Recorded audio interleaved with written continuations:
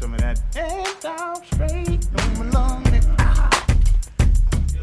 Fuck out the way. Fuck out the way. Fuck out the way. Fuck out the way. That was on a Lil Jon.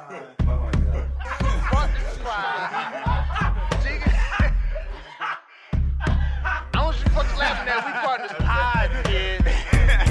You understand? We in here drinking, singing, swinging, all that shit, dog. You sweating, getting wet, all that.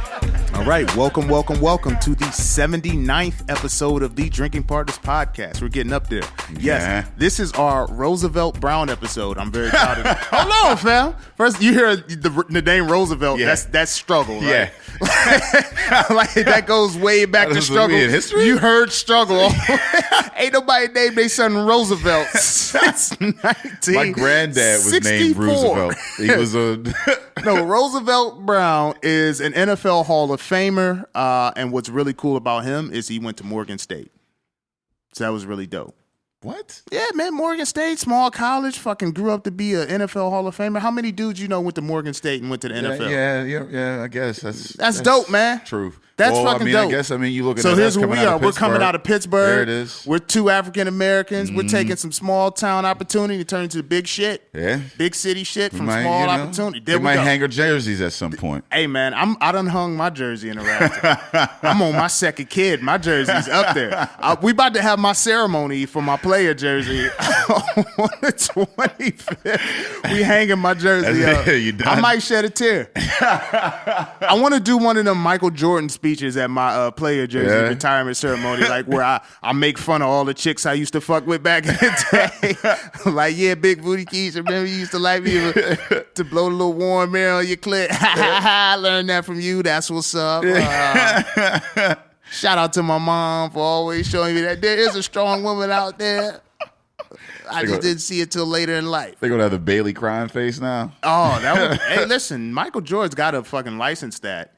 I don't know why he's not making some kind of money, man. I think apparently, like, Ja Rule thinks he's making money off of it. I think he threatened to sue though. Who he gonna sue? The world? Hey man, you think they don't know who posted it? You don't think they know exactly who posted that at any point? I've been downloading illegal music since 1999, and they know it. And they ain't. But every time you download an illegal rap album, that's 10 less cents that goes in a rapper's account, and that's good for America. If Warner Brothers can't get me, I ain't. Warner Brothers don't give a damn. They do. They make music. They make a lot of music. I think they've structured their deals as such, like they putting a lot of these younger rappers in them 360. So it's not the albums, it's the shows. So if you're downloading the music, that means you're a fan.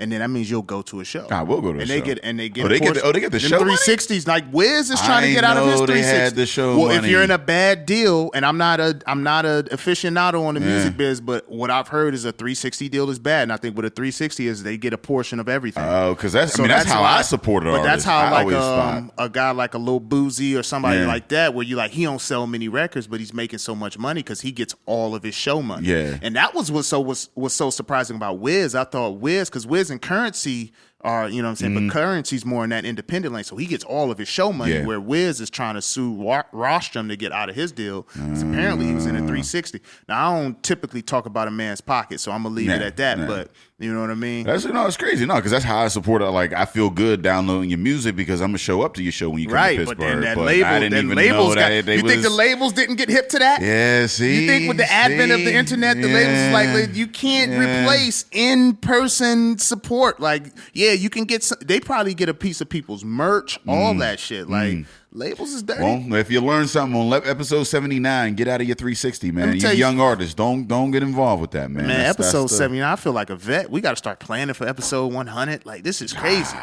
Oh, I didn't introduce. Okay, so I'm Ed Bailey. I am joined, as always, with the other half of the hosted tandem, Dave Bracey. Say what up to the people. Oh, what's good, you people? We are Drinking Partners, and if you're looking for us, we're on epicastnetwork.com/partnerspod. We are on IG, Twitter, and Facebook at PartnersPod, and you can find us on iTunes, Stitcher, and Libsyn under Drinking Partners. Also, Google Play, apparently. That's a thing. You know what I mean? Holla at us on Google Play. Hey, man. Oh, we Googleable for real? We Googleable, baby. Oh, we are definitely we Googleable. I feel good. You know what I mean? So, when I was born, I didn't know I was going to be on Google. I ain't either, man. You know what I mean? Like, back in the day, it didn't look like I was going to make it to Google, but I'm here now. Mama, I'm on Google. Yahoo remember? Yeah.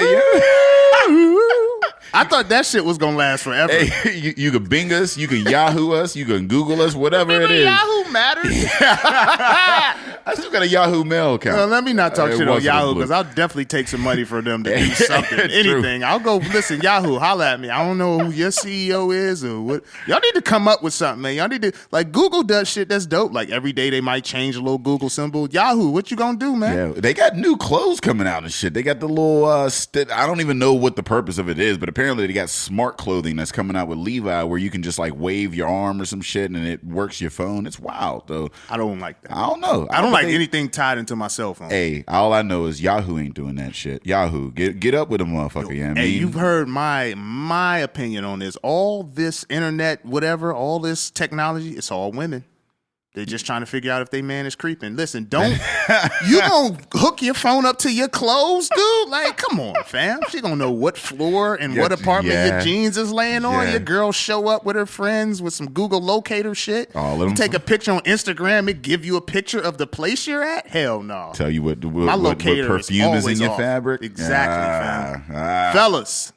Don't do anything technological. It's just a woman trying to find out if Jamal is creeping. That's all it is. If again, 79 episodes, man. Rate and review, man. Hop on iTunes. Rate and review. Listen. Before we get to the 80, because I mean, fuck that. 79.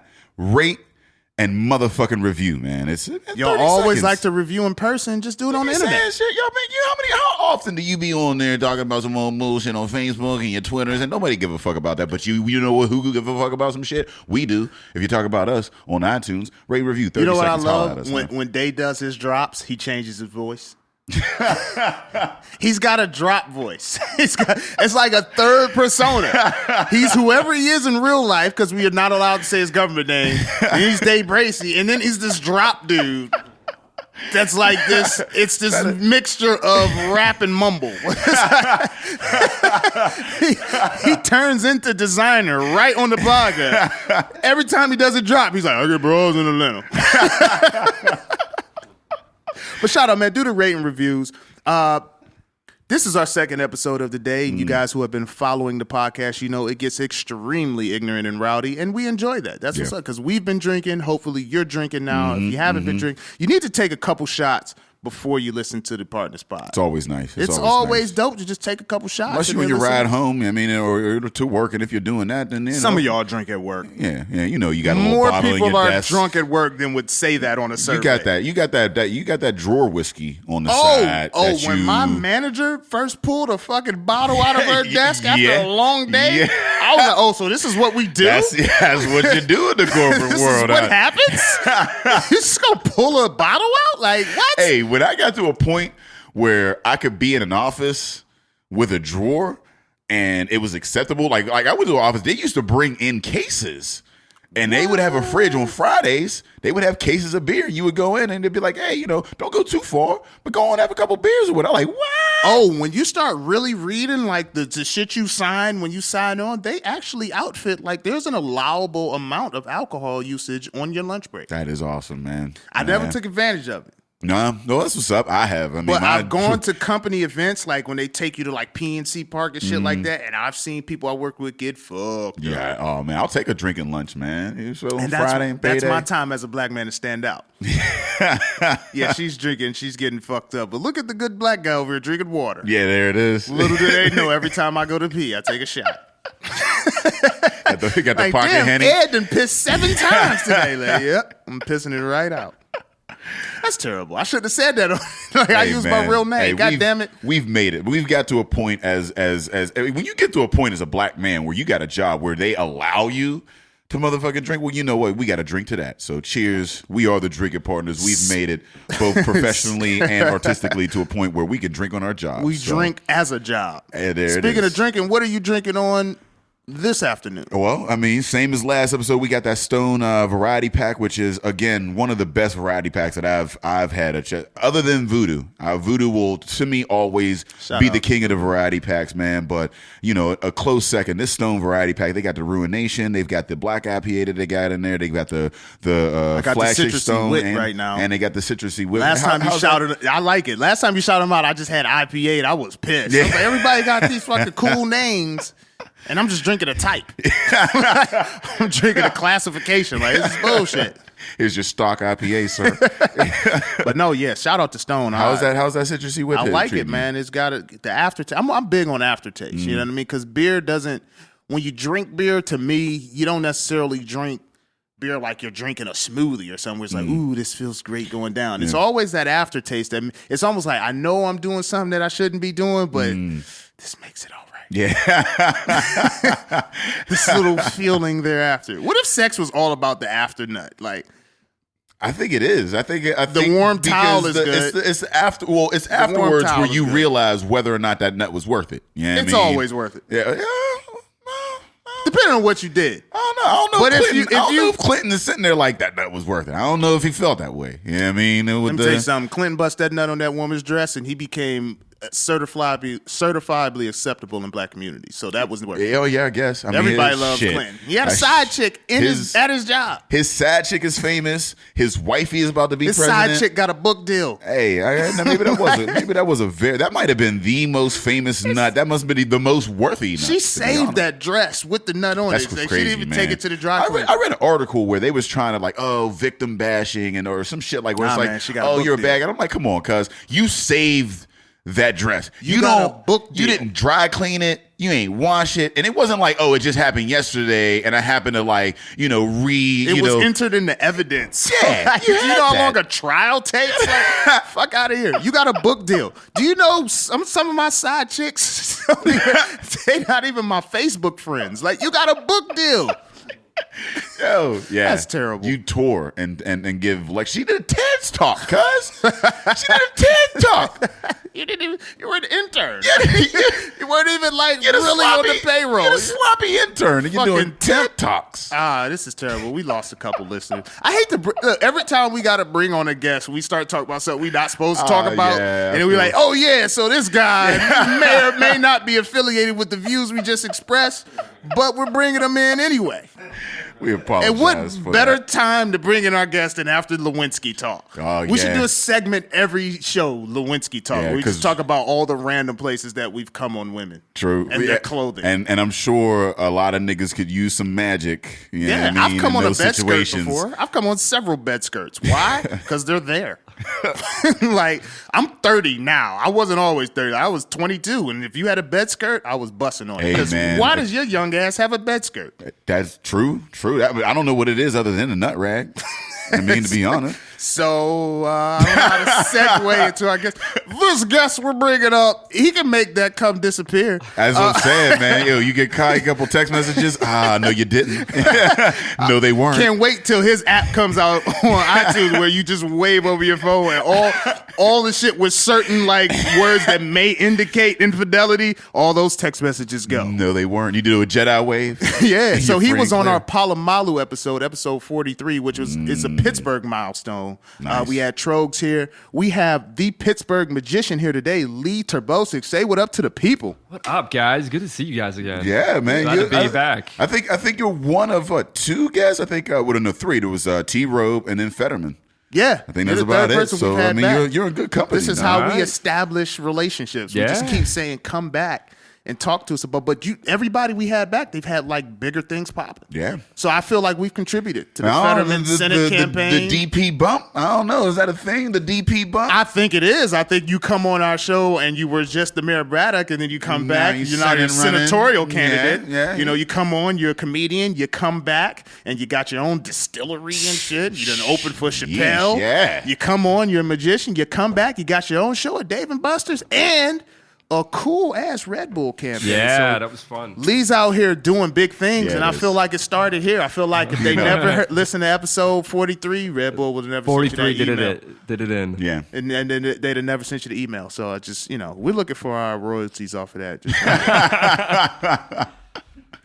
But tell us about what's been going on. I mean, you got the Red Bull campaign, you got Bamboozled going down to Dave & Buster's. We're going to have to approach those individually. Yeah, lots happening. So tell us about Bamboozled. What do you got going on there? That's a Dave & Buster's. So the brand new show in the city of Pittsburgh, doing my own thing every weekend. So it's a theater show. It's kind of something that I've always wanted to do in the city. You know, that was, I think, early on was always the goal, is to have my own show in Pittsburgh, my hometown. I mean, I chose to stay here, you know, so it's like, if I'm going to stay here, I want to be working as much as I freaking can. Yeah. So. Well, you're now officially, without question, the biggest magician here. Like, there's no other, I don't even know of another magician. I don't even know if there are other magicians. But, I mean, once you get a show at a franchise, like, game/restaurant place, that's a pretty fucking big deal. Yeah. Like, it ain't like you got to, like, we do a show downtown, which is, we think is pretty dope, but Dave & Buster's, like, Pittsburgh Players doesn't have a website like Dave & Buster's. Yeah, nah. You don't just go to another major city and there's a Pittsburgh Playwright. You know what I mean? Like, this is a big fucking deal, man. It's huge, man. It's something, like I said, it's something I've been working for a long time. I put in my dues and traveling, and just like, you know, that was always what I wanted. And when I got the call, I'll be honest, last year, I always think like a year out. Like, I'm always like, you know, make a move next year. Like, this is what I'm going to do for next year. So probably last November, I was already planning to do my own show in the city of Pittsburgh, a theater show. At some point in time, I just didn't know when or how or if. Okay. And so but it was an idea. And then end of December, I got a call from a production company out of Canada, and they more or less called me and they're like, yo, we want to like partner with you and help you produce a show in the city. And I was like, okay, this just like fell in my lap. Like, what? This is like, they knew what I was thinking. No such thing as it falling in your Hey, I've been trying to tell people that all the time. It's like, when you put the work in, it will come. But it just fall from the sky. You're not getting that on your knees. You know... Pause, maybe? Just because you said it to Lee, I'm going to pause you. I get what you were trying to say, but it's all dudes in the room, Dave. No mention of the knees should ever happen when there's 4 dudes in the room. But the show was like, you know, it came about, man, and it was something I've wanted, and we worked out the deal. And long story short, the guy that like approached me about this, he had been doing a show in Canada. Okay. At the Toronto Dave & Buster's. And so he had a proven track record. His show had run for it's like running for 5 years straight now. Okay. So they then, like, Dave & Buster's corporate, like the main people that make all the decisions, they were like, yo, we want to do this. Can we do this in other cities? Is it a possibility? And they looked at other cities. They looked at the numbers in different cities. And for some strange reason, they just were like, yo, like Pittsburgh, I think would be a cool market if we get Lee.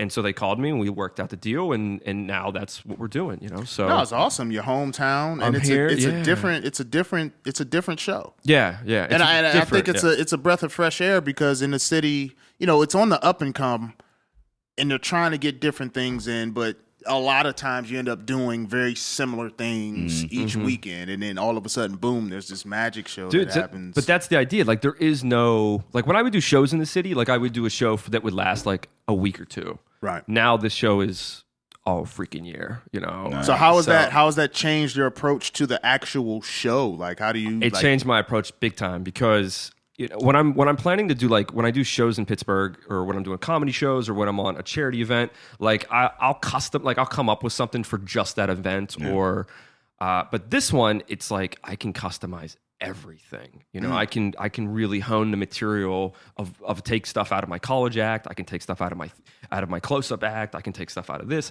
and I can kind of like work them in and build an actual theater show. Like, during the show, like, so we soft opened in March. Okay. We've been running March, or the end of March, and then we've been like, we ran it all April and all May, and we were doing both Fridays and Saturday nights at Dave & Buster's. Now the show, it's at 8 o'clock and 10 p.m. both nights, so it's 4 shows every weekend. It's 150-seat theater. I have, you know, there's a lot of production in the show. I use a live feed camera, so I have a huge screen behind me. I have a sales team that works for me out front, and then, of course, all the branding and marketing that's going in online and just on social media. But that's all coming now, because when this all came about, you know, early this year, I didn't know I wasn't ready for it. Yeah. You know what I mean? Like, I got a sales team out front. Like, yeah. God damn. I didn't know, but no, that's the setup That's what happens now. when That's somebody what's going from on. Canada hits you up like, yo, we want to work with you. Like, they ain't like a dude from around the way. It was like, yo, I got $50 in a room. You trying to be down? I'll come through. Yeah. So the deal went down, man. It's a good situation. The name of the show is called Bamboozled. I didn't actually, when I started the show, it was nameless. Like, I would just started just doing the show. Like, we were kind of like, it was a soft open. Like, we didn't really know what we were doing here yet. Like, we were just figuring it out, and I was figuring it out, and I didn't really. But over time now I have created everything that I want for it. I've put on the work of with branding it. Like I put in all the work for the material that's in the show. Like it's shit you will not see anywhere else. It's all really, really unique stuff. It's all my favorite type of stuff to do. It gives me so many different outlets and creativity. So what are, because I mean you had mentioned like some of your up close stuff and this and that. Like what are some of the categories so I'll give that you use when you're putting the show together? Because I know like with me and I've got like with the comedy or whatever, you've got like your opening bits, you've got these, you've got whatever, like with magic. As a magician, like a comedy magician, I think the exact same way you guys do. I really do. Like I'm like I need a fucking killer opener. Right? I need solid material throughout the show, and I need a killer fucking ending. Yeah. So like, do you like crowd work? I do like I mean that's I do like so I do a little improv. Like I'll improv during the show with crowd work. But it's so much different with a magician because as a magician, like I'm like, all right, I always need someone to fucking help me out. Yeah. Right? Right. Every trick is based upon the interaction with somebody. Yeah, you're doing. Trick yourself. You know what's finna happen. And honestly, dude, I have material in the show that I use nobody. Like it's more of a performance type stuff. Like I tell a poem. There's different elements, but to break it down, like there's sleight of hand, there's mentalism, there's escape where I can do a straitjacket escape. That's in my show. You do escape. I do a straitjacket escape. Okay. Yeah. I've been doing a straitjacket escape since I was like 15 years old. God damn. Yeah. So it's like you come in on stage. There's a lot of comedy built into it, like picking someone random out of the audience to come up and literally have to put me in a fucking straitjacket. Like there's already I would love to put a white dude in a straitjacket. Are you fucking serious, man? Yeah. I'm going to Bamboozled this weekend. Yeah, dude. I'm strapping. I'm fucking hooking your ankles up, hog tying Lee. But there was so many different elements you can play with as an entertainer. Like, and of course, like as a stand-up, you guys are playing with different, genres of comedy. Yeah. Where do you want to go? Yeah. Are we doing political? We doing this? We doing that? Same as magic. I'm just trying to take the different tricks or illusions or whatever the fuck you want to call it. I'm trying to find them homes in the show, and then I'm trying to build the material around the trick. I guess you could just say, whatever that effect is going to be in the show, whether if I'm reading someone's mind or if I'm making something, change colors or floats. I do something where something floats in the show, like it'll blow your fucking mind. I don't want to ruin any of this because you've never seen the stand-up show. I've never seen the stand-up show. You got to come at me. I'm coming to Bamboozled. Yeah. I actually live by fucking Dave and Buster's, down so there? I'm coming down. Listen, my life is a little. I gotta get a babysitter. And I know. That fucking sucks. I remember when life didn't depend on a babysitter. I remember where I could just be like, "Hey, let's do this," and we would go. But now I gotta fuck up somebody else's Saturday. I don't envy new parents, and it's always weird when somebody's like, "Oh, I'm about to have a kid," because I'm like, I'm about to not see you for at least another. Like I'm at a point now. My kid's 10. Like, you just leave her at the crib. Yeah, she cool. Don't open the door. You like got a cell phone. Just call me on if some shit's burning. Yeah, like you cool. You at that point, but that first good, again, like 8, 9, 10 years or whatever. Like man, you gotta call somebody. And be like, are you willing to give up your Saturday so I can have fun? It's like an infomercial. It's crazy because when you announce a pregnancy, they're always like, "Oh, hit me up if you ever need anything." But that lasts about 6 Monday months. through Thursday. Yeah, Monday through Thursday. That's it lasts Monday about through 6 months. Thursday. After that, they all disappear. You know what I mean? And you on your own. You know what I mean? So And you're trying to come see a magic show. yeah, true. So Listen, why not? Yeah. Oh yeah. I make people laugh, so I don't need to go to a comedy show. But a magic show, you can't just get that anywhere. And like a magic comedy fusion, that's perfect. that's what it is, man. That's like a perfect night. Tricks and jokes, bang on stage for 60 minutes. I've been trying to trick women my whole life. I'll just let Lee do it. What you need to do is bring her to the show the morning after. Can you make this disappear real quick? No, but so what is it like to? You always gotta be ignorant.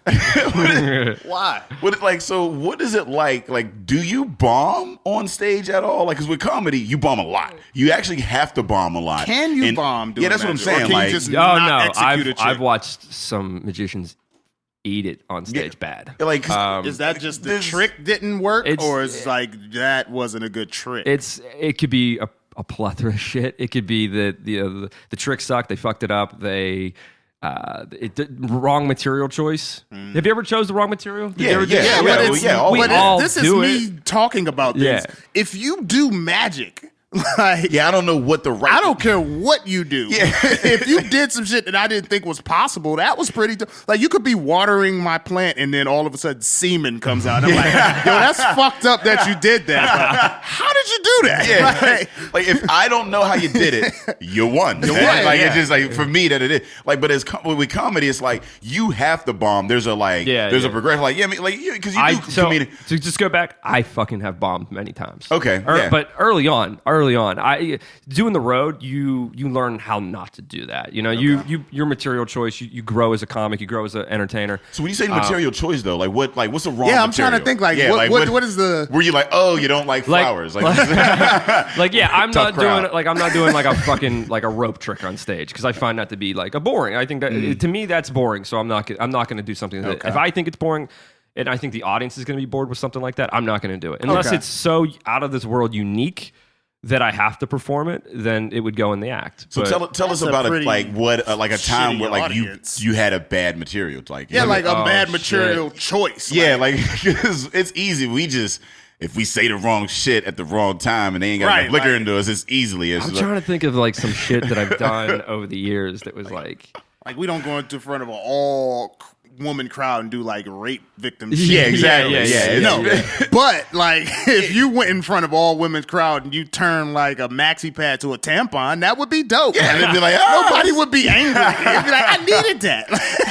It's a heavy flow day. Like, I don't even know. Like, that might be a bad choice of material on the podcast. I don't know who's listening to this. Maybe you can rub your hands on the fucking iTunes feed and then it just turns into something that's appropriate. I don't know. Like, that throws me off. The wrong choice of material. Dude. You gotta be a dickhead to go to a comedy show and be like, I guess show and be like, I didn't want to see that fucking trick. Like if you like take like you're in Atlanta and you take a cross and now it's burning. That might be like wrong material choice. That ain't even that's magic. A bad choice.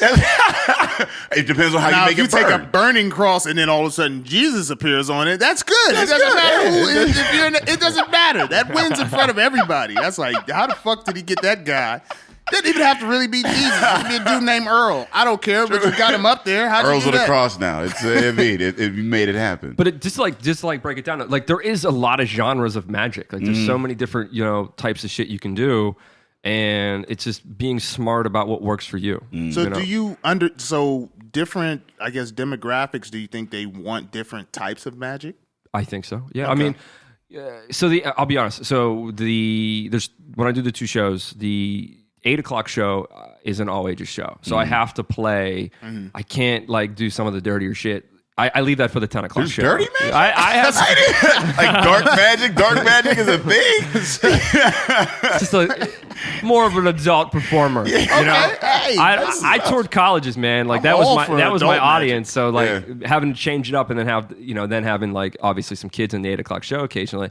That is. Why are you taking your kids to an 8 o'clock show? Like it's fucking 8 o'clock. 8 o'clock. You gonna be getting out of here at 10? You got to go to a 7 o'clock or 6 o'clock show. Like you bring your kids to 8 o'clock. If the sun went down, listen. If the sun goes down, it goes down. That's how I feel. Like, get them home. Sun's no longer out. I do whatever the hell I want to do. I wish a motherfucking kid would be at my comedy show at 8 o'clock. I'd get dirtier. Like you should have brought your little dumbass kid here. Little badass kid out. He's out at 8 o'clock at comedy shows. He's gonna be a fucking degenerate anyway. That's a future felon. I can see Dave and Buster's it going. Yeah, I mean, you get out there and maybe you don't leave until That's the thing. They're going to the show. Yeah, they're going to his show though. Well, they might be there and then some people are just there and they're like, oh wait a minute, there's a show going on. Then that might overlap. I'll concede that. That's how that kind of happens. Okay, those aren't bad parents. And that's why I the 8 o'clock show is designed. Right. I have to kind of play to all demographics. All right. So. That's on me. No, I was wrong. So does your show change? Like, say you do a show in Wyoming as opposed to California, as opposed to the fucking fuck state of Florida? Yeah, I definitely I switch it up because certain things do. I think certain things do play to different audiences well, and second, I don't want to get fucking bored. That's just for me. Like I'm always trying to work a new shit because. If I just did the same show honestly, Copperfield does the same show. He's been doing he's done the same show for years, but after so many years, he'll work in like a new piece or a new illusion or this or that. So that's the same thing I do. I have my staples that I'll have in the show that you're going to see probably almost every week. But then I'm adding 10 to 15 minutes over the course of the summer. Right, and that gets people to continue to come back. Yeah. So you see something else. Now, so, and then I don't know if we talked about it last, but like, what is the like the development of a trick? Like when you where do you get your inspiration? Where do you get your smoke a lot of weed? That's what's up. Like, do you I've done start a off lot of shit high that I can't duplicate? So yeah, yeah. Like I mean, like with a joke, it's like even with rappers or sometimes goes with punchlines and then they develop backwards or whatever. Like, do you go, I want to make this shit disappear? And then go backwards and go, I'm gonna make it in a different way, or right? do you Because go? it seems like with comedy and music, a lot of it's drawn from life experience. A lot of it is from life experiences, yeah. But for magic, it's just being as creative as you can. Like thinking of shit that like is impossible to do, right? And you're like, okay, anything can be done, really. You know what I mean? I could make a beer bottle disappear on stage. I could make something float on stage. It's just figuring out using my tools, my process to design a way to do that so that when people are watching it, they have no fucking clue how it's done, right? That's what a magic trick is. The creative process, for me, I can do that. That's not out of my realm. I can, like when I was working with Red Bull, they were like, yo, we want a whole bunch of ideas. I throw them the craziest fucking ideas I can, and then I let them decide whether or not that is something that they want their brand attached to. And when they say, yeah, I got to go then make it happen. Yeah. So, we're going to get into the Red Bull, but I got to ask you, okay, so this isn't your trick. So I need to know, how do motherfuckers be pulling rabbits out of hats? like, how does that work? Like, how does that work? You can't. One blacklisted. He about to be the mass comedian out there. One, you gotta own a fucking rabbit. Okay. All right. So step one, go to Petco. You need a hat. Okay. Step two, go to Men's Warehouse. 3, you need scissors. Okay. Word. All right. We'll make that happen. To stab the cat or the rabbit. Like I'm lost. Yeah. Make it. Oh, I got a question. So.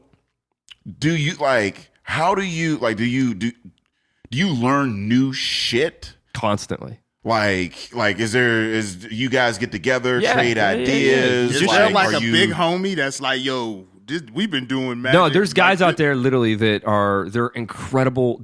And like being a magician is like being an engineer. Like that's what it really is. Like, you can just like figure out ways to just, because we like I said, we have these like all these principles and these bag of tricks, like these ways that we do the stuff that we already do, and we're just applying it to different situations and different methods, and like, so yeah, it's kind of hard to explain. No, I get it. Are there like writers in the sense that they come up with things that can be done and you execute? I have buddies that are magicians, literally, that all they do is come up with magic tricks for famous magicians. That's all they do. Like they'll sit around. Do anything in life. That's it. There's a job for that. There's magicians that literally will sit around and go. Ghost magician. Yeah, he's ghost magic. Honestly, man, like and some of those guys, they're friends of mine. So like when I'm doing this shit with for like Red Bull, and I have all these crazy ideas that I throw at them, and like say one gets picked, and they're like, yo, we want you to make that one happen. I then call my buddies. I'm like, yo, okay, so I pitched them this idea. Like I think they want to make me develop it. Like, what do you think? Which way do you think I should go with it? Should I go with this method? Should I go with that method? I'm shooting here. Like all these principles get all weighed in, and we come up, we'll come up with a way to make it happen.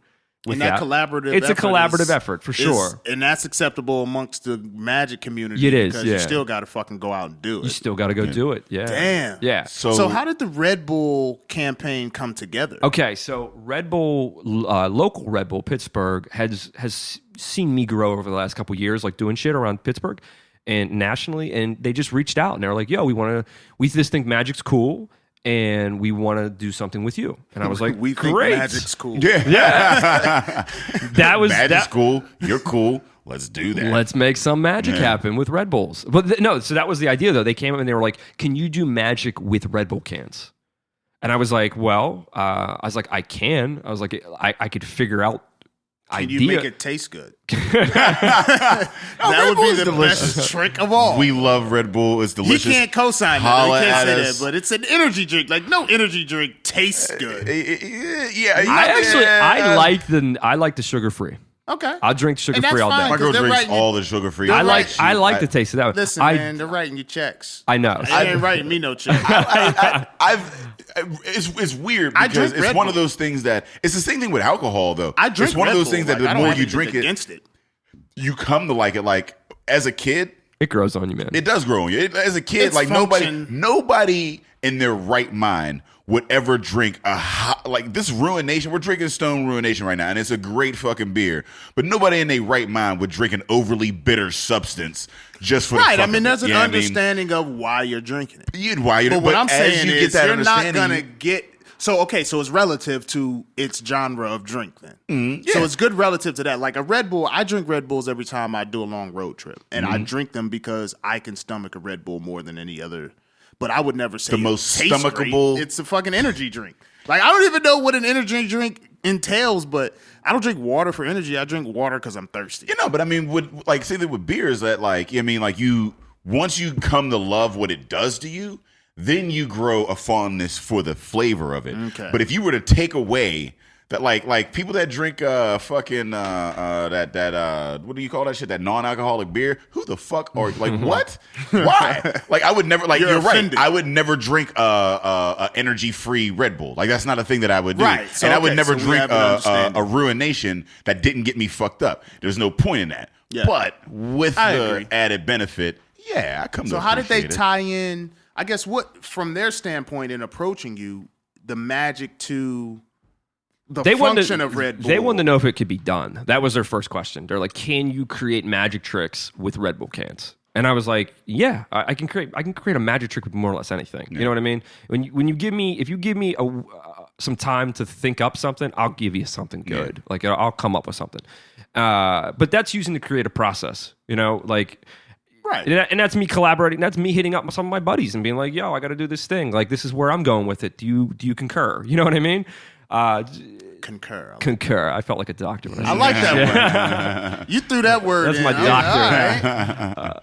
But no, I would literally just come up with some crazy ideas, throw them at them. I R&D'd the shit out of it too. They literally, when we came to terms with everything, the next day there was a Red Bull car at my house dropping off like a pallet of this shit at my house. Like I have a lot of fucking I should have brought it with You me. should have brought. Yeah, I'd fuck with Red And they Bull. gave me all the different like flavors. And I'll be honest, some of the flavors I don't like. I don't like the blue.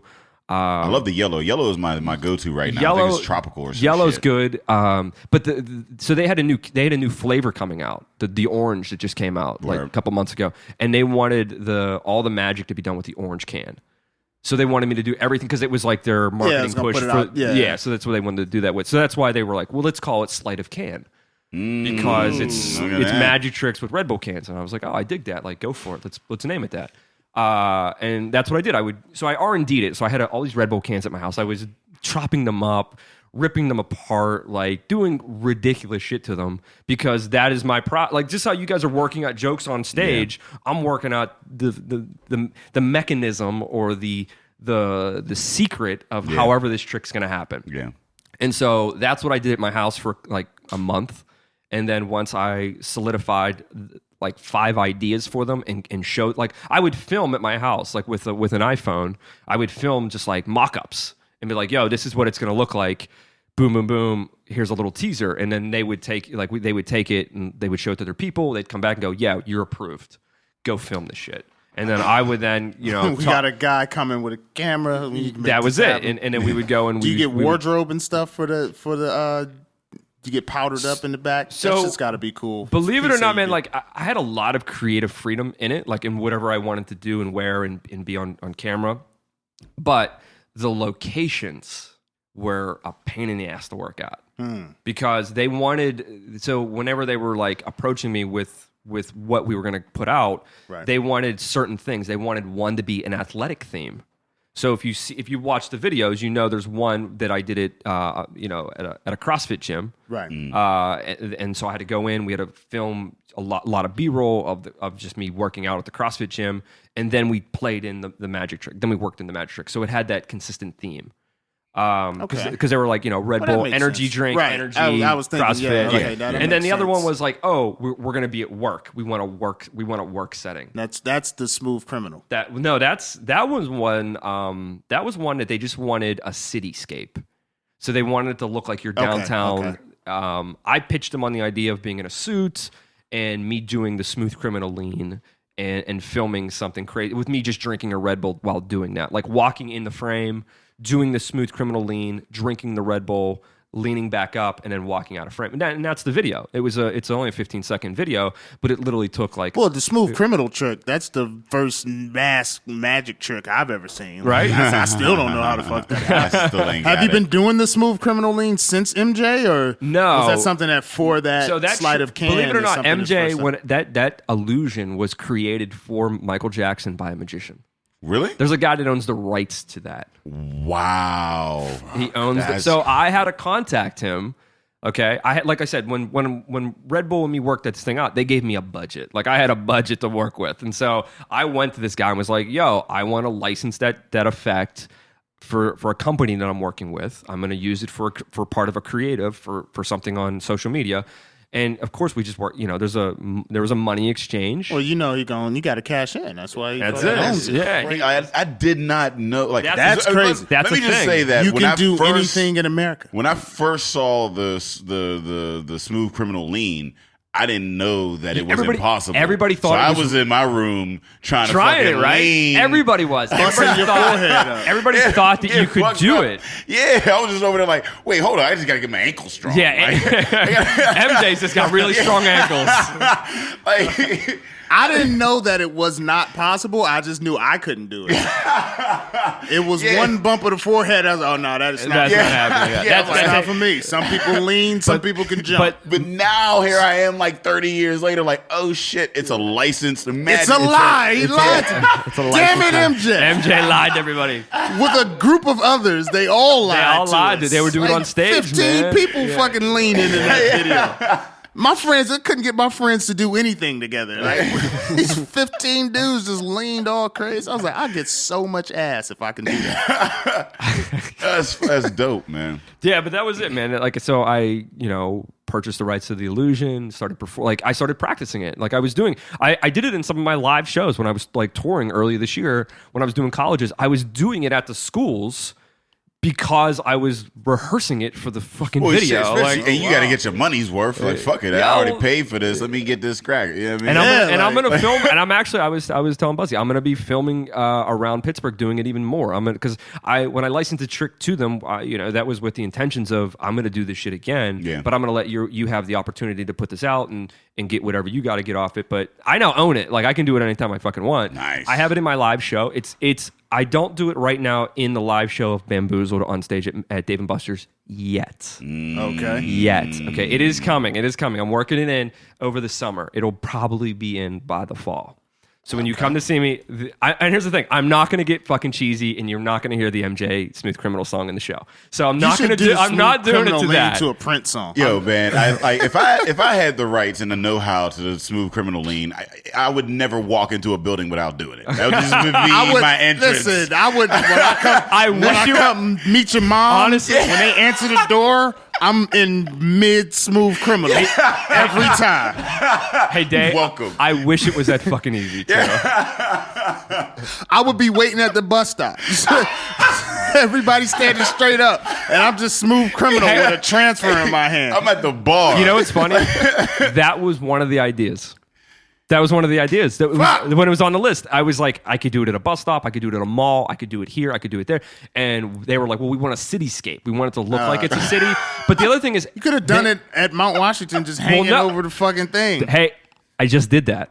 Damn it! I just filmed it. Nice. No, we just filmed I'm it. in the wrong line of business. I need to be writing. You need to be writing magic tricks, bro. No, I damn it. just filmed it on Mount Washington last Sunday with a drone. So I'm literally leaning out, and I had a drone do a 360 around me, and then boom, go into the city.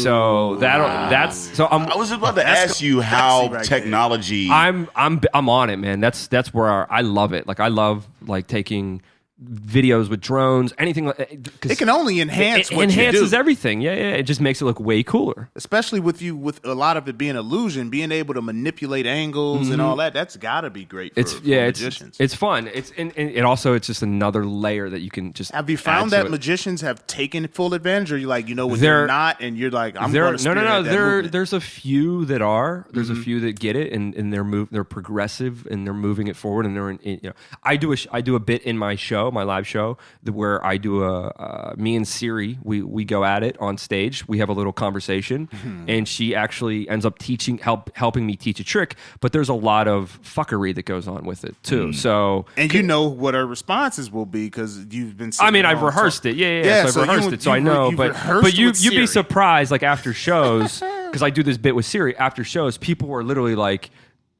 trying it. They're like, Siri, like, teach me a magic trick. And people were like, does that really work? Is it really work? Yeah.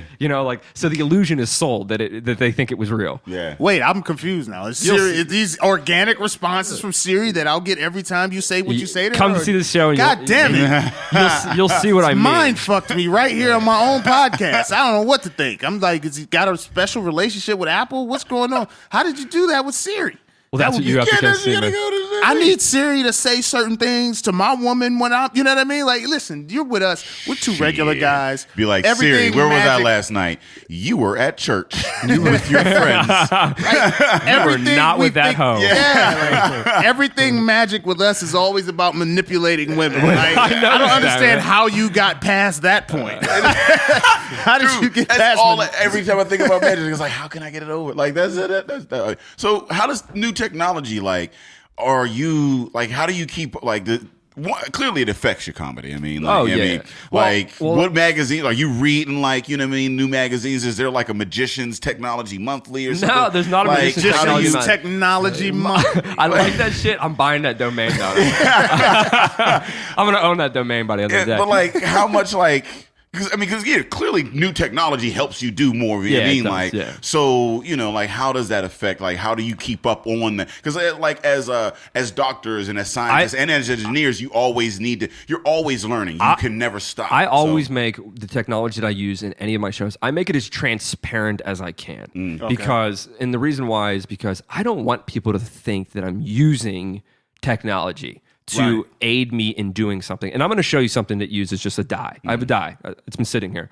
I'm going to do something that'll blow your mind with just a die. Now, when I do use technology in the show, I'm using it on the production side, right? Okay. I'm using a live feed camera to project a deck of cards on a gigantic screen so that the people in the back can see everything, right? Right. That's my use of technology there. So technology is kind of like it's helping. Like the N-word of comedy. I mean, for magic. For magic, it's like, it can be because everybody goes, you like, can only do it in privacy, like you can only shout out the tech in privacy, because like everybody thinks that like there's an app for everything, right? Yeah. Everybody thinks there's an app for everything, and then the other problem is like you Google shit, right? Everybody Googles everything, and if you would type in the right keywords into Google for a certain magic trick, unfortunately there's fucking idiots that put the secrets out all over the internet now. Like magic is kind of in a way. We're growing with the internet, but we're fighting it. Yeah. You know what I mean? Yeah. We hate the fact that you can literally Google any magic trick now and figure it the fuck out. Yeah, but just like I can Google a running play, but I can't execute. Exactly. Well, that's the thing. You can't execute. But with the secret though, the secret is essentially the most valuable part of me. So how many people, when you're doing these shows, how many people think that you have this higher level of sorcery going on, and how many people really understand? Do you have a church? Are there people who show up and think like you're really turning water to wine type of thing? You know what? There are people that come up to me and they think that's gotta feel a little bit good. It feels weird because they think like I have superpowers. I don't. I don't have zero. With all these Marvel movies and shit, you don't know. Like, God damn it. Do you have a church? This will fuck with you. This trick will fuck with you. Okay. And this really will clearly show you what I mean, right? If you want to just do it, we can just do it. You fucked my head when you did that fucking Mona Lisa shit. Yeah, I did that last time, right? Yeah, I was. Yeah. All right, so here's what I want you to do. I'll start with you. We'll go to you. We'll go back and forth. So it's just a die. All I want you to do, I want you to just roll it on the table, but I want you to keep this out of my sight, so I can't see it. So roll it whatever the top number is, that's going to be your number. That's all I want you to think of. Okay? But I want you to keep the die so I can't see it, but just keep it on the table. All right? So roll it, but just so make sure like you roll it. Yeah, okay, good. Now peek in, look at your top number. You got your number? Good. So I don't know what that is, right? Okay, good. Flip it and spend it. But just think of it. Just think of it. You can show it to him. You can show it to him. Make sure I can't see it, right? Okay, good. So you're thinking of the number, right? Say that number in your brain right now. Okay. Good. You just said the number 2, didn't you? Okay, hold on. No, wait a minute. Okay, wait a minute. No, wait. I said with 100% confidence that you were thinking of it. But I have a 1 in 6 chance, right? I could have been guessing. 17%. I have a 17%. I could have been guessing. Let's do it again. Give it to him this time. Okay, hold on. No, because I don't want to, because I feel like a little weird ass female. Like, so roll it on the dude comes home, like, where were you? It's like, I was in church. It's like, with who? Like, Pastor think about who you were with. You're thinking about that bitch. All right. Like, don't let this magic fall into the wrong hands. I don't want to expose the world to this. My life could be over. Roll that. Okay, so you rolled it? I rolled it. Okay, you got your number? You can show it. I won't see it. All right, I see it. You got it? You got it? You got your number? Okay. Okay, good. Think of your number. Let me look at you. Cool. All right, like right now, I can just look, just by looking in your eye. You're thinking of the number 6, aren't you? Fuck. I don't like that. Are you thinking of the number? Was it the number 6? Was I right? I was thinking about 69 I because know. I'm a freak, but the 6 was in it. No, definitely was a number 6. All right, give it back to Day. I will never ask you how you did that, but what I need you to do off the air is tell me if my girl does that when I come home. All right. Because is she reading the brow? Right. Is it something in my nose? Like All right. bridge? Day, did you roll the die? Oh, let me roll it. All right, roll the die, but don't let me see it. We're getting tricked on our own podcast. You got your number? All right, think of your number, right? All right, good. Let me look at you real quick. You can show Dave's trying you can to show it be to camera. Just make sure I don't see Dave's it. trying to trick him now. Okay, good. So like, if I just looking at you real quick, you're thinking right now. You're thinking of the number 1. Is it the 1? Fuck over here. Is it really? Yeah, it is There's one. Man. There's It's a fucking 1. So what? Okay, let me ask you this: is your die hooked up to your cell phone? My cell such phone a is fashion, sitting right there. in such a fashion that when we roll the die, wherever it stops, it'll He's send trying to a. figure Okay, it out. here's He's what I not want. gonna Here's what I want you to do. Here's what I want you to do. I want you to pick your number because I don't want you to think it's a weighted die, anything like that. It's not. I want you to pick your number, whatever your number is. Make it be the top number, but keep it covered so I can't see it. I mean, show it to the camera so they can see. So make it the number. So make it the number. Put the okay, now you've already picked the number. Your number. Keep it covered. Okay, good. Let me look at you. Hold on. Let me go to my. I gotta go to my court face. The poker face. All right. The court, Your Honor. the court face kind of worked, but I still knew that you were thinking of the number 5.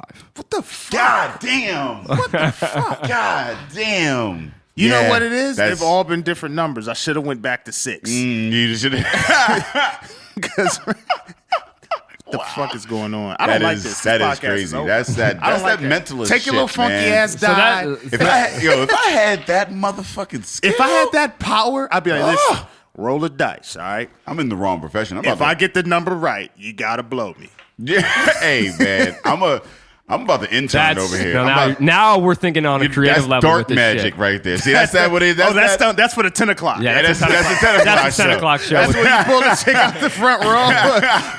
The blowjob jokes come out real hard. 10 o'clock, you Your gotta play the titties. game, me or him. And it's just like, if I get this number right, he's out of the picture, at least for the night.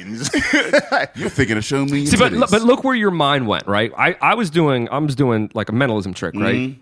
Your brain already was thinking, oh, it's your cell phone, right? Yeah. Right. That's the time. how people are conditioned. But that's because we're conditioned that way, right? That's Yeah. the time we live in because we all think that technology is obviously it's taking over It's our the lives, only right? thing that we have that we can't readily break down. Exactly. Yeah. Like everything about a cell phone is weird to me. Yeah, everything The fact is- that yeah, I can a cell call phone is Dave- magic. And that's exactly what I talk about in the show. Because I talk about like how cell phones, they're incredible. They're like little mini fucking magicians. Yeah. They make our lives easier. I don't know how They that do shit happens. magic tricks. But Everything their about magic trick is is fucking following, making sure you get to a place by using GPS, right? A song plays on the fucking radio. You hit a button and it tells you what the name of the song is. That's crazy. It's crazy, right? Shazam is a fucking magic. It's a magic trick. I remember the first time I ever used Shazam, like that's 4 or crazy 5 that you years say ago. that. I was like, wow, the power of this is incredible. Well, I mean, Damn it. that's what they say. What is it? They're saying is like magic is technology that's not understood. You know Exactly. What I mean? It's Yeah, like, pretty you know, much. and Pretty much. any advanced. If it's advanced enough, it'll come off as magic. I mean, like with the stories of Jesus, I'm like, those sound like some cool ass Magic magic tricks, Like, right? I mean, like, Yeah. That's why I asked, do you have a church somewhere? Is there a church in Terbosic somewhere in like middle This America? is the Drinking Partners podcast. I could just make beer, just make that fucking water into wine type shit. Yeah, if you could Shit, turn it'd be- this stone into Hennessy, I'd come to every Bamboozled. I'd be everywhere. Like, you could take Bamboozled to North Carolina. I'd be on a Greyhound down to that motherfucker. Like, why you going? Because he's turning stone into Hennessy. Truth. And then he gives it away. He's turning a $6 I'm over beer here to buying- a $30 bottle. While they're buying IC lights and getting my fucking crown black out this bitch. Hey, you can tell me how you did. I still show up to the show. I wouldn't give a damn. I'm just letting you do the work. So, do you? Because there was an interesting point that you made earlier that I think is dope. So you said all magicians are engineers of sorts. Yeah. Do you find that a lot of engineers go into magic, or do they? You know what? It's funny. I have people come up to me all the time after shows, and they're always like, "Hey, man, I got into magic. I knew magic in college. Like, I did it in my dorm room for people. Like, I'm like, oh, what do you do? Oh, I work and I'm an IT guy, or I work in. So it's funny. A lot of the people that I think that dabble in it in some way because it's so interesting. It's like a cool way to do the shit that they get graded on. Kinda, yeah. Because like if you when you go to college, the engineers are always taking up the study room in the library, Yep. and they're basically just doing something. They're like working out a magic trick. Like, they're just like fucking doing something on a computer and trying to get some algorithm to work, and you're just looking in like, what the hell is that? But one of my good friends or whatever in college, he was an engineer, and he used to take fucking pipes and metal and nuts and all kind of random shit, and magically, boom! Now we got a fucking bong. That's a magician right there. That's a fucking magician because I saw You're a MacGyver plastic magician shit. right there. he fucking and sucked now me in. Pause. I thought Dave was gonna say something profound, and then Hey, yo, ultimately it ended up as a bracy. It's been bracy. I was amazed. I felt good afterwards. I threw money at it. Like, I mean, it's magic. All the elements of magic. Money at it, which is most important. I want to ask, so do you get people who come looking for magic? Yes. Or do you market yourself as, I would be a great addition as a show? Like, do people generally come up and say, hey, I need magic. I heard you're a good magician. Or is it just like, you're like, okay, you got something going on, magic would fit in well? I think it's a little bit of both. Are you talking about people just coming to the show, or just people that are Just booking? when you're booking things. When I'm booking them, Because we get booked to like people like with our new show where we're going to be doing out in the Cranberry area. Is that Cranberry? Contra Theater. They were looking for something different. They were looking their for something theater, different, and yep. they were like, "Oh, comedy would be dope." I feel like magic because with comedy a lot of times like we can bring people in, but you don't know. It might be too offensive. It might be too. With magic's safe. Yeah, Magic's safe in a sense that it's always going to be entertaining. It's like always if you can execute, it's entertaining. Yeah, it's gonna be safe depending upon who you're working with, though. You know what I mean? Like, it's hard to really like clarify that, but magic is. I could go to a third world country and do magic tricks and film it, fuck them up, and they would. But no, the problem is that not the problem, but the thing is that they would understand. Even though there's no language barrier, there's the language barrier. Right. And you couldn't do comedy in a third world country because they wouldn't be able to understand you and laugh at the I jokes. see where you're going But with I it, could do tricks there, and it's still going to blow their minds. You know what I mean? I can whip out a deck of cards, internationally known. It's almost universal, It's even universal. though only certain people can do it. That's the thing. Yeah, That's what's so. Oh, damn it! Universal, but only I can do it. But Can that be your next album title? No, all right. I like Bamboozled. How did you get Bamboozled for a show name like that? How has that not been like? That's so perfect. So I came up with it a long time ago. But that's right? so perfect. It's like It's it a would great seem name. like It's a somebody great would've- name for the show. I loved it. It fell into my lap. Like it really just spoke to me. Nothing falls in your lap. Nothing falls in your lap. But it spoke to me early on, and then I Googled Bamboozled and realized there's a really shitty Spike Lee movie called Bamboozled. Yeah. And have you ever seen it? I have. I don't call any Spike Lee movies shitty, but Spike Lee movies, to me, they're all pretty. Never mind. They're weird. It was a weird movie. It was Because a I'm weird gonna say movie. something, somebody's gonna be mad at me. It was a weird movie, right? They're all pretty much the same. I remember You're watching still it. worried about people being mad at you. It's Come just, on, yeah, man. people hate me now. Yeah, but Spike Lee movies, they always end up with somebody on this random ass thing where they're riding through but not walking. Hey, You can see that is the background. Spike Lee. Yeah, the Spike every Lee time. fucking. That's his signature. I love that shit. Man. I remember watching that movie like 2005 maybe, and just being like, "What the fuck?" I feel like that guy who just walked by with the chick with purple hair, he was bamboozled. He was thought- bamboozled right He there. thought she was wifey material. Yeah, and then she showed up with purple hair and them She jeans. showed up with purple hair and the smooth criminal lean. And he's like, you know what, your hair's fucked up, but that lean is dope. Have you ever been like arguing with your girl and just pull out the smooth criminal lean? Like, listen, babe, you ain't gonna find another man. and just lead and on then just crack a Red Bull emphasis. and just do it. How do you look? I'm gonna just keep That was asking the question that you can't answer. That but trick I was just- really fun to film. How do you by get the way. that can to float? Oh, I'm gonna keep asking all the questions to look. Fuck it. He don't have to answer, but I'm asking it. Everybody watched that thing. It was like, how the fuck? Yeah. the floating. The You know floating what one the was average cool. person do people tell you how they think you did it? Sometimes. I'm sure that. I'm always, sure that has to happen. happen all So the time. honestly, I had when everything was coming out like a couple months ago. I had a lot of people asking me if it was camera tricks, and I'll be honest, I used no camera tricks. I mean, that would be that's- the assumption. A lot of people thought it was staged. I With the think that- floating that would can, I have was to- like, yeah, that's the camera. And the- Somebody was holding the can. And I think the disappeared the reason why is because when we're shooting these things, we're shooting from multiple angles, we're filming it multiple times, and we're taking the best takes and we're cutting it together.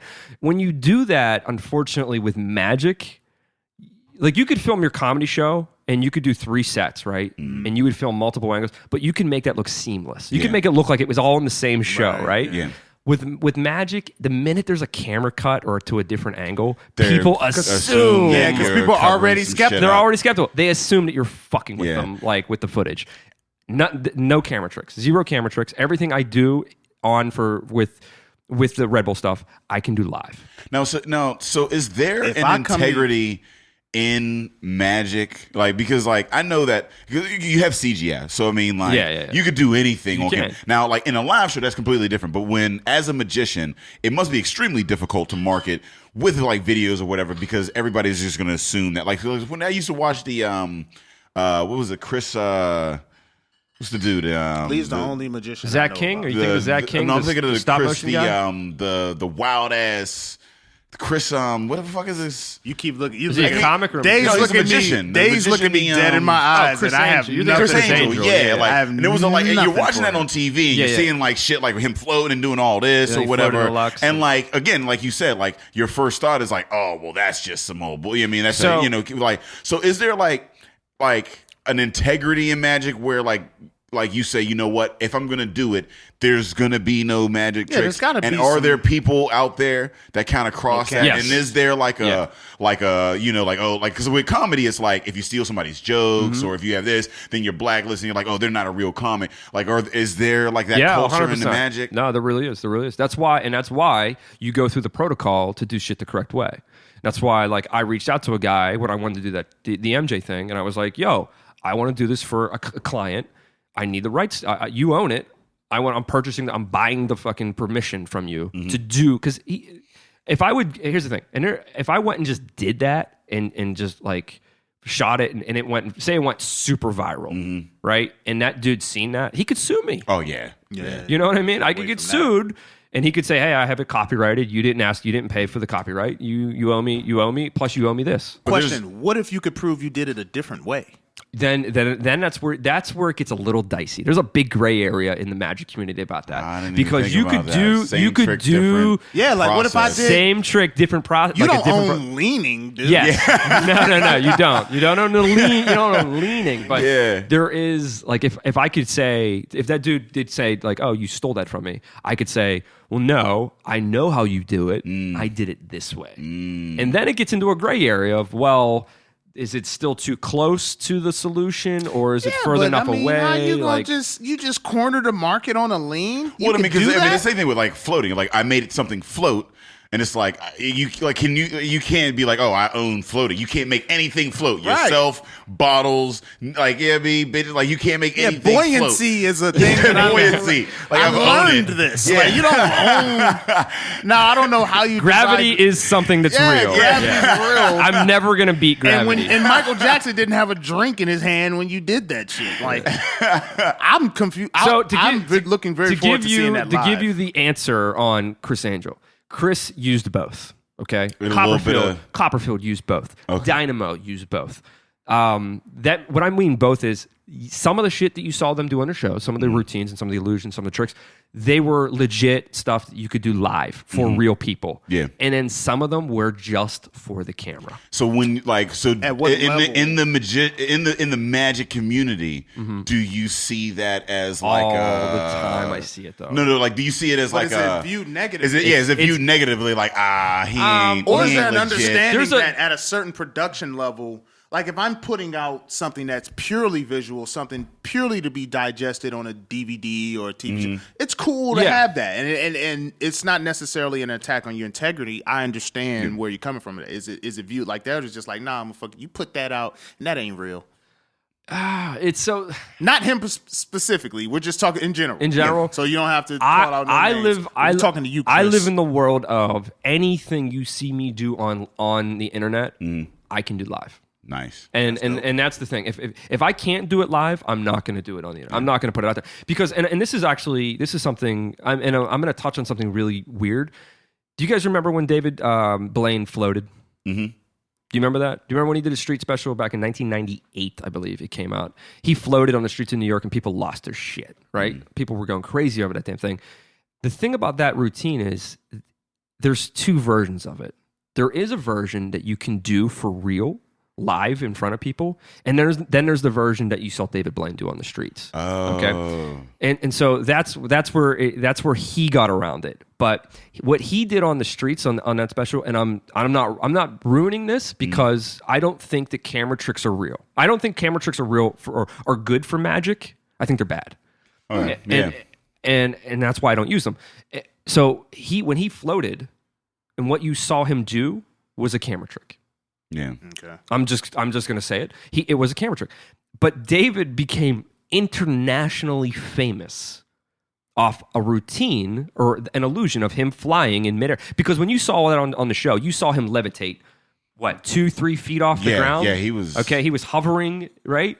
He can't do that. Okay, he's not Jesus. You know what I mean? Like, I didn't know if Jesus could float. If Jesus could float, you know what I mean? And that's the thing is that like, because I'm fully aware that it was a trick, but the fact that he was able to do it like in a live audience, but that's the thing. And it was like, holy fuck, how can you do that? It looked like a live audience. Okay. All right. So that's why I think camera tricks are bad. Yeah. Because so camera tricks to magic are what it's like a ghostwriter to rap to the music game, or no, not the internet. Maybe a ghostwriter. It's a ghostwriter to rap. It's like a say even a ghostwriter to comedy.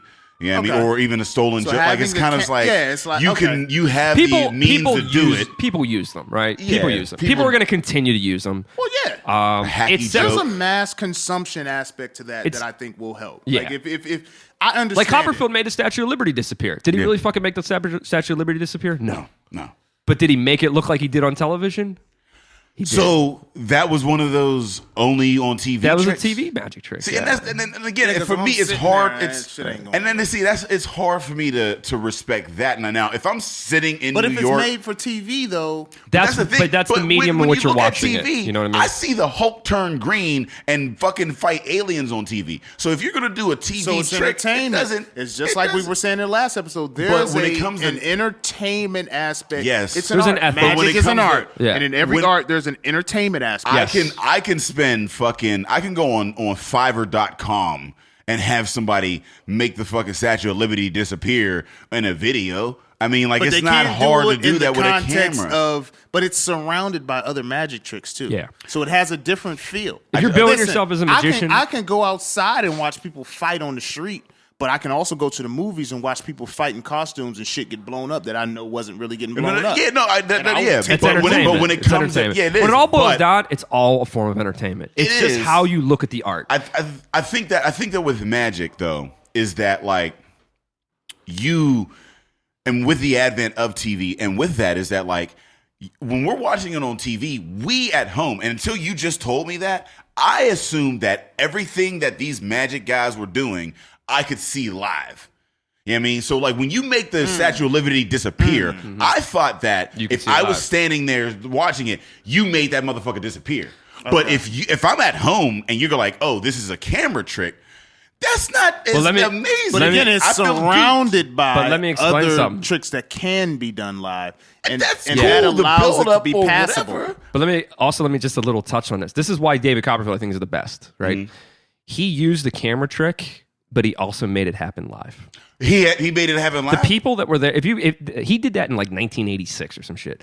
The people that watched that were there that day, they saw the Statue of Liberty disappear. Yeah, now see that is fucking amazing. Now, see, That's why it worked on that trick worked on both levels. Yeah. Okay, but the shit you see like Chris Angel do, those I'll just put this out there. A lot of those people are actors. Okay, they're actors. Okay. Yeah, I think they're okay, and I think that's what he was. I think, But that's what he's asking. There's got to be a subculture of individuals who are in it to make money. Yeah. Yeah, to and they're kind of just gonna- culture. there's a very it's like a gray area in, Yeah, in it's this a whole culture in the whole versus community aspect actually. where they just come in and and they- magicians, we all like I see this all the time. Magicians all fight about this exact topic. Like Yeah. No, I'd imagine. You know, do you talk about it? Do you not talk about it? Is it okay to talk about it? And I stand on it like this: if it's a camera trick, it's a fucking camera trick. Yeah. It's not a magic trick. Yeah. It's a camera trick. So therefore, I don't want no parts of it. You know what I mean? And if you ask me, I'll tell you the fucking truth. It's a camera trick. And that's art, and again, and you look at it throughout all artistic expressions,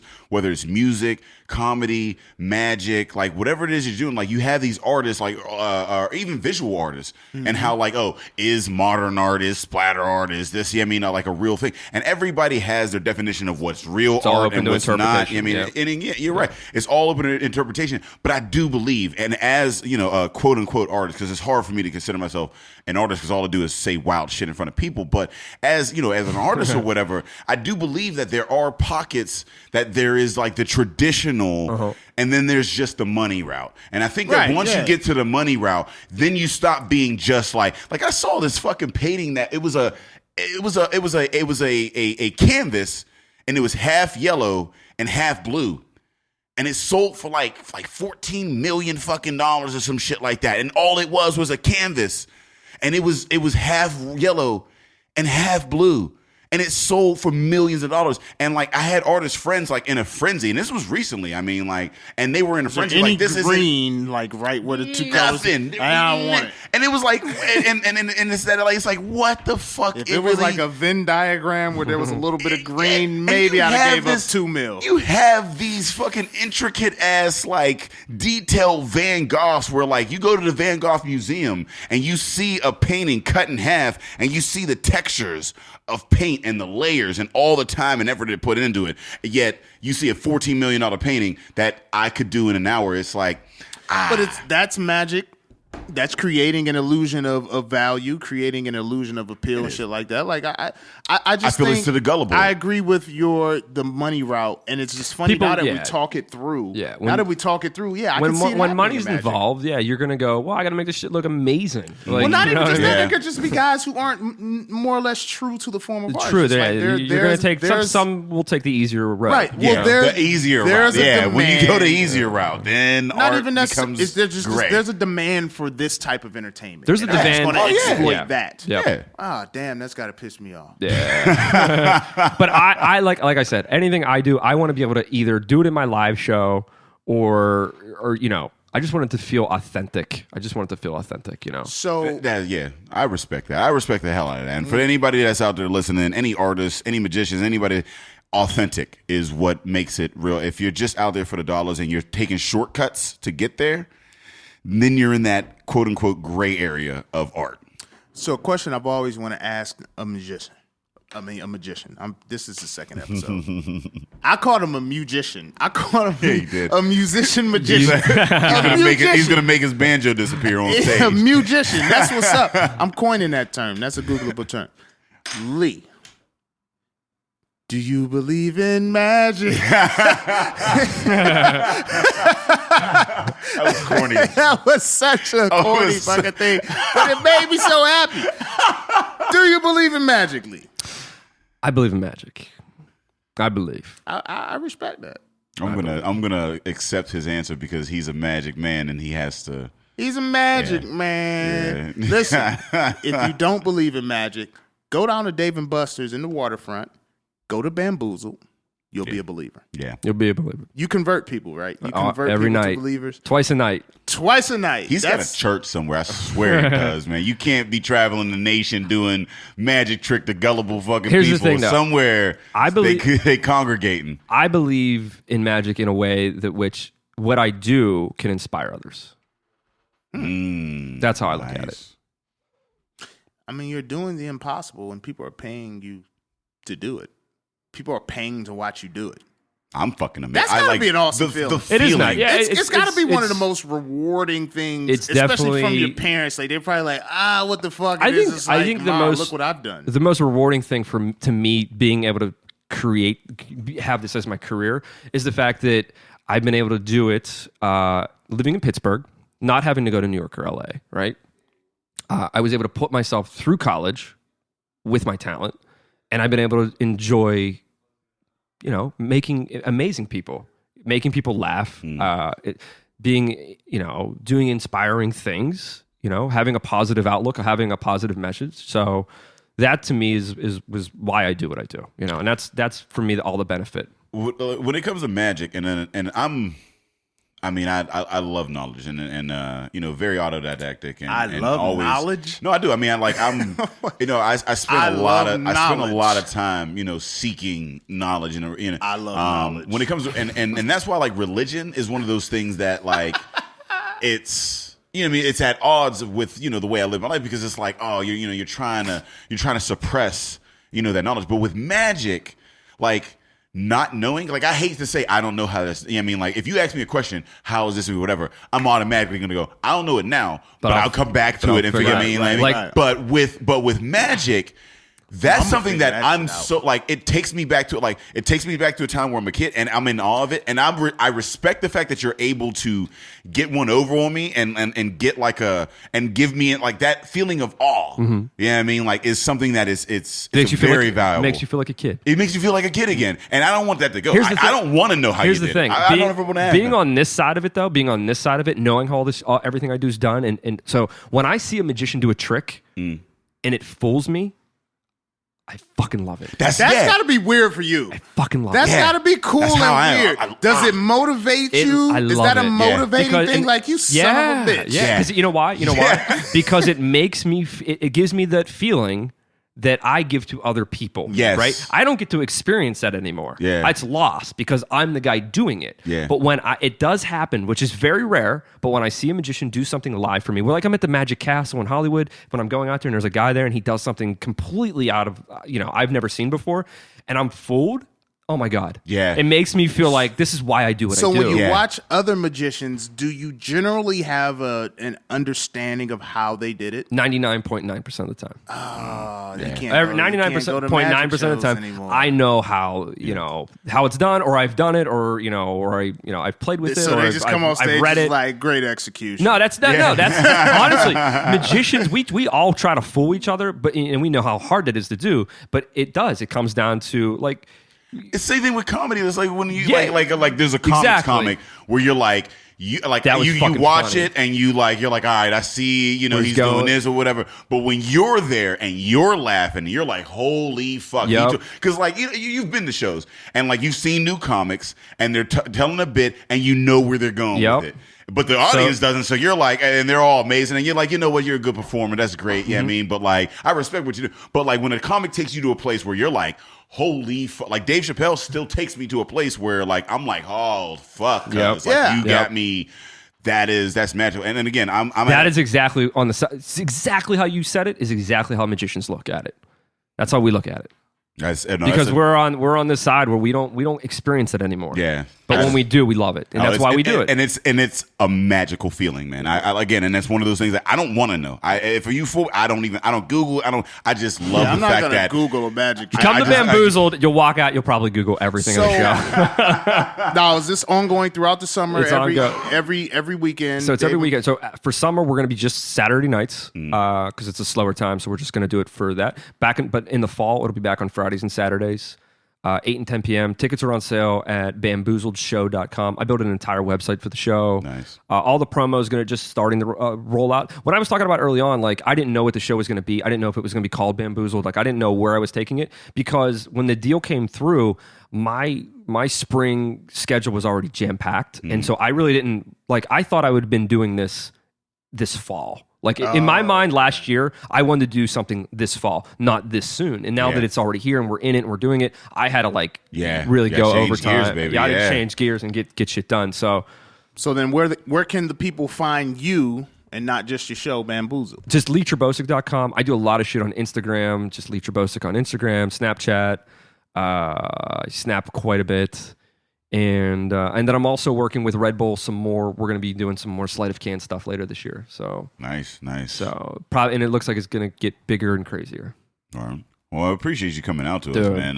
Yet again, you're the third that has come on again, and Double time. It's actually I'm still as amazed as I was the first time, man. You pulled Mona Lisa on us. I did the Mona first Lisa. time, and now you fucking reading minds and shit. No, while Dave tells the people where they can find us, I want you to pull this trick on my girlfriend. She's here. No problem, man. If you do that to her, then I feel like I got to step my game up. Dave, let the people know where they can find us. Hey, if you're looking for us, we are Drinking Partners. You can find us on iTunes, Stitcher, and Libsyn under Drinking Partners. You can find us on epicastnetwork.com/partnerspod, and you can find us on IG, Facebook, and Twitter under PartnersPod. Did you do that right? I don't think I did it right. I don't think at all. you just not gonna correct it. All right, let me, if you iTunes, Stitcher, Libsyn, IG, Facebook, and damn it. That shit is I only 79 missed one, episodes. but I know you ended both All right. with Facebook. If you're looking, we are Drinking Partners, and if you're looking for us, you can find us on epicastnetwork.com/partnerspod. You can find us on IG, Twitter, and Facebook at PartnersPod, and you can find us on IG, iTunes, Stitcher, and Libsyn. under Drinking Partners. All right, and as always, we want to thank our guest Lee Terbosic for coming in here and blowing our fucking minds. As Hey, always. anytime, My boys. daughter's in here now. She wants to play with the microphone. Say hey, Kai. Say hi. She said no. She said She no? said nah. She's just gonna touch the mic. She's not gonna say hi. But yo, thank you for coming out, man. My pleasure, man. Listeners, if you're in the area, check out Bamboozled. Come see me. I know I owe you a visit. Oh man, I'm gonna be down that bitch. And I'm coming in. I'm coming down as a super critic. I'm gonna just lie. I'm gonna lie to you. Be like, I know how you did that. I know exactly how you did that. But no, man. Thank you for coming back. Shout out to Red Bull. Red Bull, Yeah. they're the best. They're the best. Red Bull PGH. and hey, Red Bull, we here too. We drink things. You know what I'm saying? We drinking. We downtown. Giving people stuff. They got to get home after the show. So if you can, And if you want to see the sleight of can videos that were out, just use the hashtag sleight of can on I think all social media. Nice. Okay. So I think it's out everywhere. Get your own hashtag. We gotta get Sleight on of that. can. We gotta get on that. And as always, Drinking Partners is the crew, Epicast is the family, and we out of here. Say bye, Kyle.